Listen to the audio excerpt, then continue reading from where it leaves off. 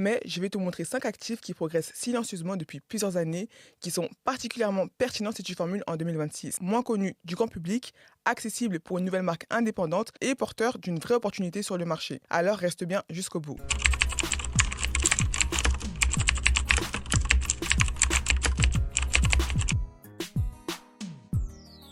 Avant de te présenter ces 5 ingrédients, je veux te montrer quelque chose. Tape sérum vitamine C sur Google, tu obtiens des milliers de résultats. Des marques à 8 euros, des marques à 180 euros, toutes avec la même promesse. Éclat, anti-tache, anti-âge.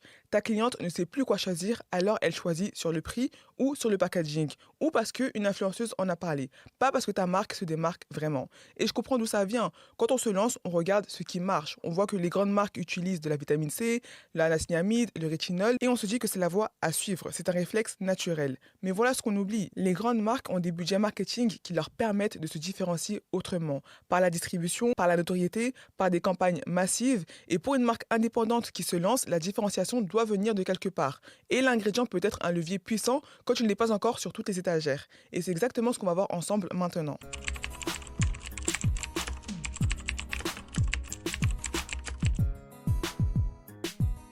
Premier ingrédient, le bakuchiol. Tu connais peut-être le rétinol, c'est l'actif anti-âge de référence depuis des décennies. Efficace, prouvé, incontournable. Mais il a des contraintes. Il peut irriter et rougir la peau, surtout les peaux sensibles. Il est déconseillé pendant la grossesse. Il peut provoquer de la photosensibilité, ce qui exclut une partie non négligeable des femmes qui aimeraient l'utiliser. Le bakuchiol, c'est un actif d'origine végétale extrait des graines de bapchi. Il agit sur les mêmes récepteurs que le rétinol. Une étude clinique publiée par le British Journal of Dermatology a montré qu'il réduit les rides et améliore la texture de la peau de façon comparable au rétinol, sans les mêmes contraintes, sans la photosensibilité, compatible avec la grossesse.